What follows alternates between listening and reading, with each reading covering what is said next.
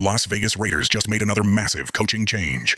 Pete Carroll is out. After only one season, the numbers tell part of the story. A 4-14 record, the worst in the league. But what really sealed Carroll's fate was how the season collapsed. Mid-season coordinator firings, an offense that never found rhythm, key players benched late in the year, and a rookie quarterback with no clear development plan. Behind the scenes, a new power structure was forming. Tom Brady, now deeply involved in football operations, working closely with GM John Spytek. Their shared focus, culture, alignment, long-term vision. But year one didn't deliver results or stability. Now, the Raiders face their fourth head coach search in 6 years. The upside. They hold the number 1 overall draft pick, a chance to secure a franchise quarterback.